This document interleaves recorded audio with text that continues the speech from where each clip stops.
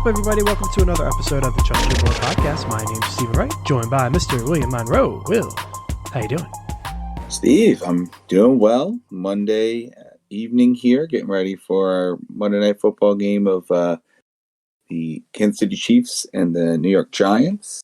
I was telling you beforehand here, this is one of the first weeks I can remember in a while that all of my games are blowouts one way or the other, and there's really not too much hanging in the balance here tonight. Looking, unless anything crazy happens, to be 5-2 in my week, games this week, and all of them will be 20-point deficits one way or the other. And did you survive all of the injuries that took place this week? I did. I have Kamara, so I guess that's maybe not maybe an ancillary with the Winston injury. But I don't know if that'll be better or worse if Taysom Hill comes in. And then luckily, well, I guess I could say unluckily, up until today, didn't have any Derrick Henry on any of my teams, which was a bummer all year until now, as we now get word that he is going to be getting surgery for a Jones fracture and will likely end his year. Yeah, that is that's something else. That was just very unexpected. Everyone knew something was wrong. He came off the field, but then he went back on. He played for a while. So yeah, to wake up to that news was it was kind of shocking. That very big deal. Lucky I don't have him anywhere. We were talking. One of the favorites in our Dynasty League has suddenly just submarined with. He has gotten burned. Injuries. What you just read them off. What are the guys that he has injured? So he has Russell Wilson. Not that that's a big deal. He's got other quarterbacks. But he's got Chris Carson. He had Xavier Jones. He has Chris Evans who's out. He did trade for Cam Akers. That wasn't a big deal. He's got Gibson that's hurt as well. And now, hurt but playing, whatever. Now Derrick Henry at the wide receiver position. He's got Julio that's out. I believe Hopkins is banged up, if memory serves. Ridley, who had the mental health stuff. Juju, who is out, and Kittle, who is out. So it was a stacked team that is suddenly just depleted. So he'll be looking to sell off, I'd imagine, and work towards next year. He was looking to be our biggest competitor in the division in this league. So if he starts to sell off some of the few uninjured pieces he has left, could be nice to not have him as a trade better, but he does usually make some pretty good trades, so he could really set himself up for the future. Yeah, absolutely. And he could turn this team around this year if he wanted to, I'm sure. Yeah, well, we'll just see the direction that he wants to go into. But one of the things I guess we'll have to consider in Dynasty League, so not that much of a consideration, but he'll have to consider waivers, right, Will? Waivers, yeah. And then as we enter the new week here, we are going to be getting the Raiders, I believe? Raiders and Ravens coming back from their bye week? For what game? Coming off of the bye from this week. Coming off the bye. Yeah, just those two, which was always always weird. It was just two teams. Yeah, and then we have the Bucks, the Seahawks, the football team, and the Lions going on to the bye here in week 9. Indeed. I just realized that's really going to hurt me in our league. Mike Evans, Lockett, and Hawkinson for me. So, indeed. The Bucks, obviously, you'll have a lot of people dropping off. But the other 3 teams, maybe, 2 or 3 fantasy pieces in each. Yeah, not the end of the world. Mm-hmm. But yeah, let's go ahead and start jumping into the waivers here, Will. Obviously the Henry news is the most prominent right now. Two key options that have emerged as of this recording. You have, McNichols, who has been there all year and been catching some passes, rostered about 8% of leagues. And then you have Adrian Peterson, who was signed to the practice squad, and then they're going to be elevating him to the main roster, rostered to 4% of leagues, which is weird. But okay. Yeah. Do we know anything? I know he's going to be moved to the main roster, but is there any time frames or legalese that he has to get through that may restrict him from playing this week? I don't think so. Not that I've seen. think he should be fine. Yeah. They're not the Sunday or the Thursday game. Thursday game here is going to be the Jets and the Colts. Yeah, so he's got a full week of practice and trying to get up to speed on the playbook and everything, which is helpful. Mm-hmm. Which of the two are you most interested in?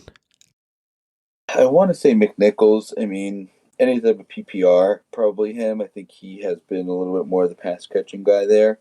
Whereas Peterson, he'll come in, he'll get some carries, maybe a couple of targets, but I think he's going to be more of a better player for the Titans NFL team than your fantasy team. I know he can come in and obviously pop at any time. He is Adrian Peterson, but I don't know that the opportunities are going to be there as much. I mean, I don't know that they would do this because they seem like a team that wants to kind of stay with their identity.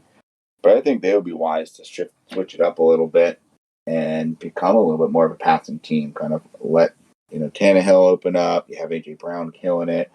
Julio hopefully can come back and get healthy for him. Yeah, I tend to agree.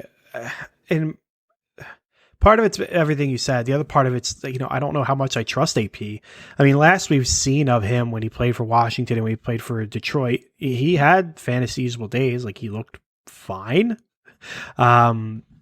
So he could come in there and be a perfectly kind of fine guy to have in there.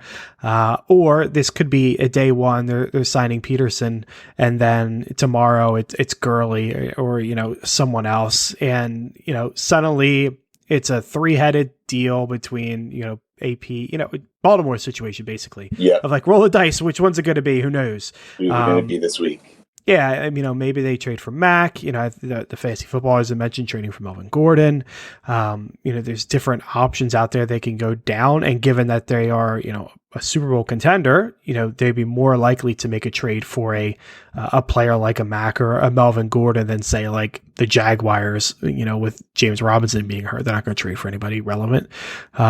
So that's a possibility as well. So that was really what pushes me off of Peterson. McNichols has had some fine games, and like you said, they could open it up a little bit more. So he'd be my bet too.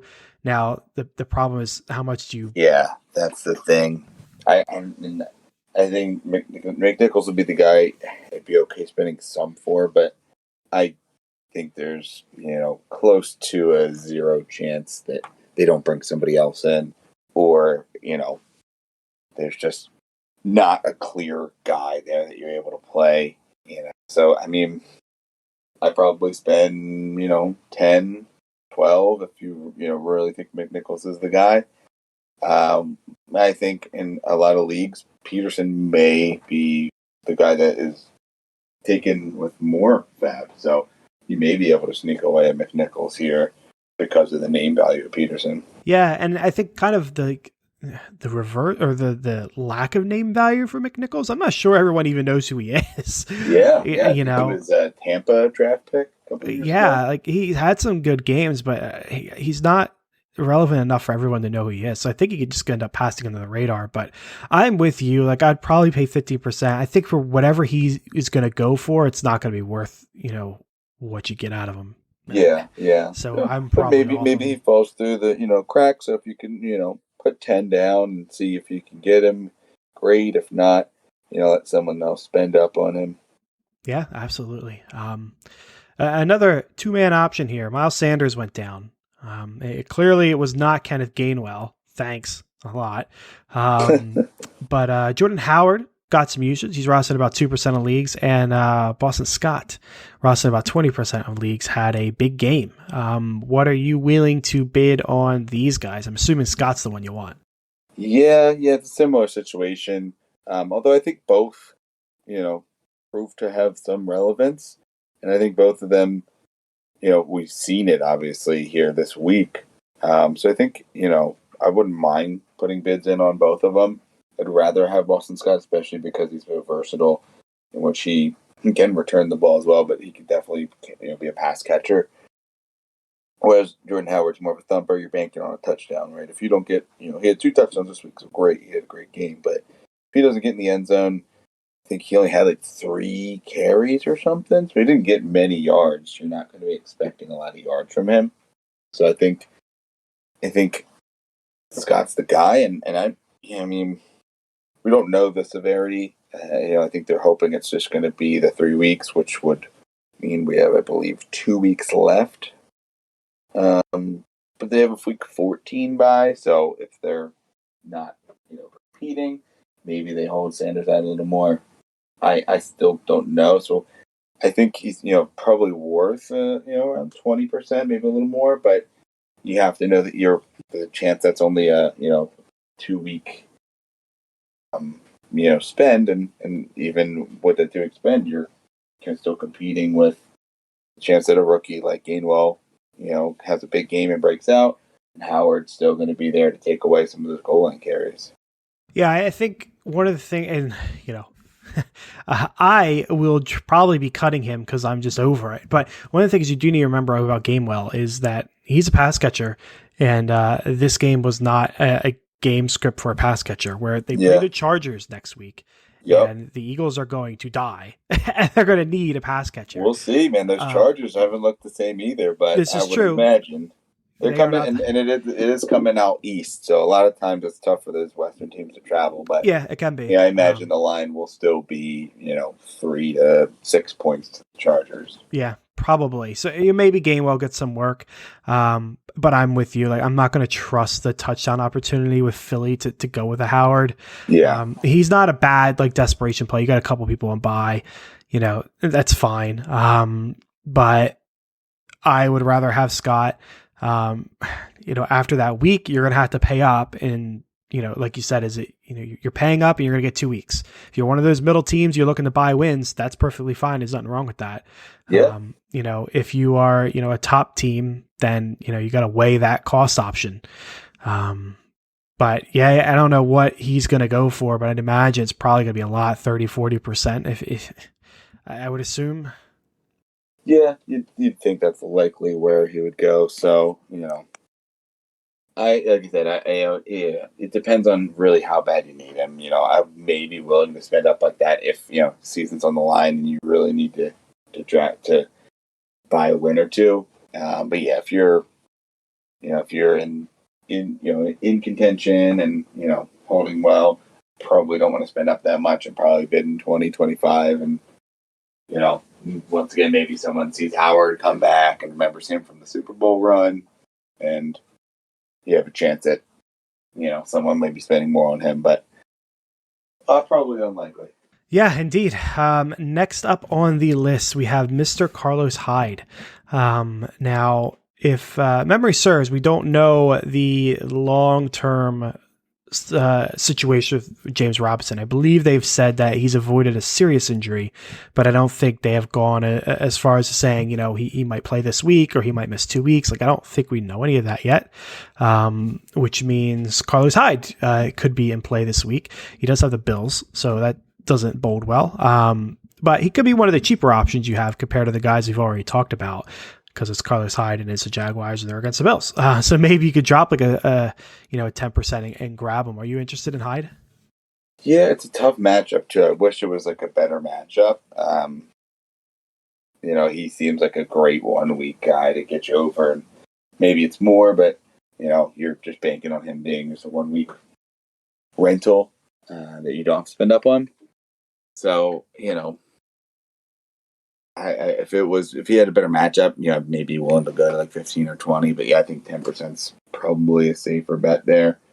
What he's worth now, the thing is, we're going to tell you these numbers, but I would imagine in most leagues they're going, teams are going to be bidding more than this, and most of the people that get these players are going to have bid 20, 30, 40% because they really need to buy a win.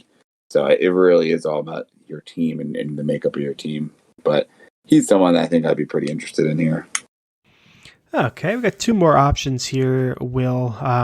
Just for time's sake, we're going to lump them together here. We got Mark Ingram, rostered in 37% of leagues, and Devonte Freeman, rostered in about 22. So both could be had pretty easily. Freeman coming off the bye, Ingram coming off his trade to the Saints, and the reunion. Are you interested in either of those guys there? Yeah, I mean, I think Freeman definitely deserves to be rostered because he, has proven that he can be valuable when he's the guy there. They don't trust Taysom Williams. He has been either inactive or not really utilized a ton, and Davis Murray's been injured. So till we know more about Murray, I think I think you don't know what you're going to get out of Freeman, but I think he's definitely a guy that's solid to have on the back of your roster for those weeks that Murray's out. And even when he's in, Freeman's a guy that in a pinch you can plug in and hope for a touchdown, but he's going to get some usage. Whereas Ingram, I think, is going to be more as just a pure handcuff to your Kamara. I think if you're the Kamara owner, you have to go out and get him because he looked actually pretty good running the ball there. So if something were to happen to Kamara, I think Ingram would be the lion's share for sure. Yeah, agreed. He looked pretty good. I don't know which of the two I would. I mean, if I was a Kamara owner, I would want Ingram for the handcuff. You're starting to get to that point of the year where you need to start considering stuff like that. I think I'd probably just rather have him, period. Freeman could be the more usable asset throughout the year, but picking what games he's usable and which games he's not is going to be difficult, especially if Murray remains out for a while and that carousel continues. So I think I'd rather have Ingram. But we're going to move over. Sorry, go ahead.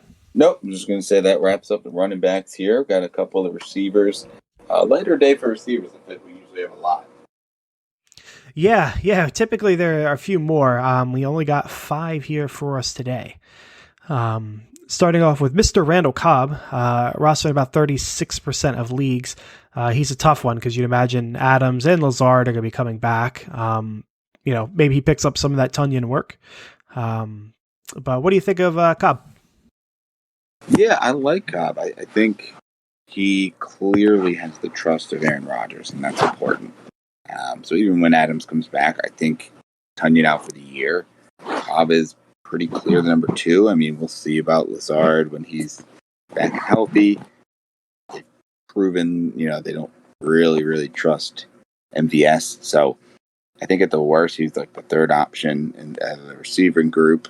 I'm not counting the running backs there. We saw, obviously, Aaron Jones was heavily used, but yeah, Cobb, I mean, I think he only had a couple catches, but he scored twice. And I think that usage, will only increase with Tunyon going down. So probably not going to spend a ton on him, but good matchup against the Chiefs.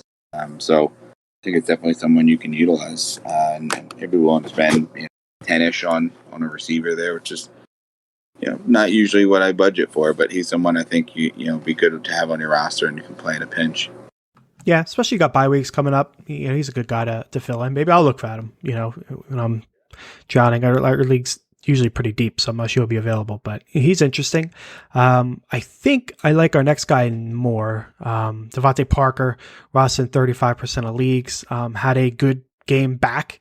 Good to see. He has the Texans this week. That's also lovely to see. So I think Parker is probably the guy I'm most interested in out of all of these. Probably bidding about the same as you just mentioned with Cobb, though. What do you think of Parker?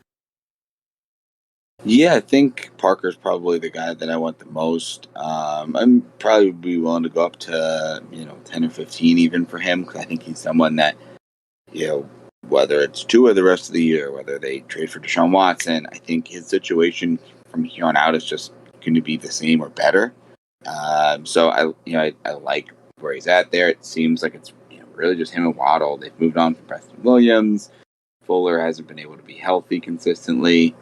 So I really like the option there, Parker, and I think he's a great stash on your bench to see if he can be more consistently relevant and someone that I think you can play in the flex and at times as well in the right matchup. Yeah. Now the next one here, he's a tough one. Jameson Crowder. In his return, he had in a half-point PPR, 15.5 points. The following week, it was about 6.5. Then he went on bye. It was about 5.5. And then, this week with Mike White, almost 12.5. So, I don't know what to make of him. Does he stay good if Mike White stays the quarterback? Does he fall back down to earth if Zach Wilson comes back, or when Zach Wilson comes back? Was the Mike White thing just a 1 week thing? There's so many question marks. I mean, we know Crowder's pretty reliable, but he's had 2 pretty not great weeks. So he's hard to rely on, I think. Yeah, I think he's definitely hard to rely on. I mean, yeah, I probably stay away from this because I think this is they just look so good, and it just seems like a trap. You're going to add him, you're going to get the low end the low end Crowder that you're used to. But Indy's defense is pretty good, and so this week I think you're you're probably going to have Mike White again. I mean, more power to him. I hope he has another good game, but I don't know that I'm ready to bet on Mike White coming out and doing that again. Yeah, and part of it, you got to watch Corey Davis. I think they said he's got a chance of playing this week, but on a short week, I would doubt it. But if he does play, it's going to hurt Crowder, you can imagine, a little bit. But keep an eye on that. Kadarius Toney, he's playing well, actually, we don't know if he's playing yet, do we? Yeah, he and Shepard, both questionable. So we don't really know what they're going to do tonight, but I think those are the two guys that I'd be the most interested in receiving-wise there in New York.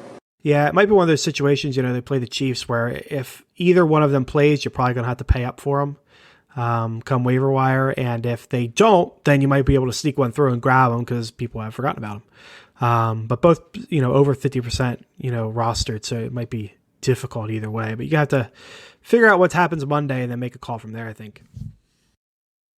Yeah, I think that, that about sums it up there. So I think both of them, be interested in adding. Toney probably more. I think he's got the higher upside, but depending on how they do in this game, you're likely going to have more eyes on him. It's Monday night game. A lot of your leagues probably watching to see how the rest of this game goes. So you probably are going to have more competition for both of them as long as they both play and look decent. Now we're moving over to the tight end position. Dan Arnold coming up first. Only rostered about 5% of leagues. Had himself a good week. It's pretty interesting. He's targeted quite a bit. He's led the team in receiving yards, I think, twice since he's been added to the team, which is kind of interesting. Like I wouldn't expect that, but they traded for him and they've been using him. Not every week's been really fancy. Yeah, we had to start him in our dynasty league. I don't know if you realize that. Yeah, we were put in that position and it worked out for us. I don't know if it's going to work out every week. They got Buffalo this week, so that's kind of worrisome. But he's not a bad ad if you're in a desperate streaming spot. Yeah, no, I fully agree. I mean, the game script should be there. You imagine that they're going to be having to throw the ball a lot to keep up with Buffalo. So yeah, I think he's a good play. Back to the Giants. Evan Ingram, 32% rostered, going up against the Raiders. So I think that could be a pretty evenly matched game. Raiders probably be favored, but it's at home for New York. So another Western team coming across the country to the East Coast. Ingram, I think, is another decent stream as well. There's probably not too many tight ends that are going down. I mean, Hawkinson, but you probably weren't starting the Tampa Bay tight ends recently, Seahawks tight ends. Maybe you were relying on Seals Jones, but they probably don't need. Probably not a huge week for tight end waivers, but Ingram, I think, is a decent play. Yeah, Ingram's not bad. He doesn't seem to have upside like he used to. In fact, Dan Arnold's had a better week than Ingram's had all year. But he's been just fine. He's not destroying you any weeks. He's just been okay. So that's not a bad thing to have on your team. So yeah, he's a good shot. Ty Conklin has had 2 good weeks in a row here. So he's pretty interesting. What do you think of him? Yeah, I mean, he's looked impressive, and I'm not saying he's had some primetime games, so we've seen him play a lot, but he has looked very good in his games that he's played. Only 25% rostered. Should be another tough matchup against Baltimore, but you'd imagine both teams, are going to have to put up some points. You want to know something interesting, Will? Baltimore is actually, from a fantasy perspective, the second worst team against tight ends. Oh, well, yeah. So maybe that's kind of the weakness there. So Conklin could be a decent stream. I kind of want to see what Evan Ingram looks like, and Ingram also, I think you need to note that trade deadline is coming up tomorrow, and he has been a hot name that could be moved. So his situation could get even better, but we probably won't know. We'll probably know where he will end up prior to to you having to put your claims in. But yeah, Conklin, we know that he likely isn't getting moved, and he has a good matchup against Baltimore. Yep, so he's a solid option. Freiermuth had himself a good week. He's just got to be hard to trust. I mean, he had a good week this week and a pretty good week the week before the bye. But he is a rookie on a team with a lot of pass catching options. You know, you might get lucky if you throw the dart on him, but he's got to be hard to trust, right? Yeah, hard to trust. I think he's someone I wouldn't mind, rostering, if I am relying on an Evan Ingram or Conklin or Arnold, like say you were rolling with them because you've been, just kind of bouncing around on the tight end position. I wouldn't mind rostering 2 tight ends, as long as your bench is long enough, and just kind of seeing if he does it again this week. And then you can maybe look to him as someone to go with forward. But Chicago, that's a Monday night game, so should be able to get a good look at Pittsburgh's offense there and see how he's utilized. And finally, we have Mr. Cole Comet. I know he's popped up on here before. He is with the Bears. They had an interesting week this week. Fields looked pretty good. Was that because Nagy was not there or because, San Francisco defense hasn't been good? I don't know, but they had a good week. He really didn't. He put up, he had about 3 catches for 24 yards. Not the best. The 2 prior weeks, he was fine, like just okay. But a young guy that could break out. If, Fields is starting to click, maybe that means something, right? Yeah. I think he's solid. He seems to be one of the more consistent options there, with everyone disappointed in Allen Robinson and Mooney being up and down.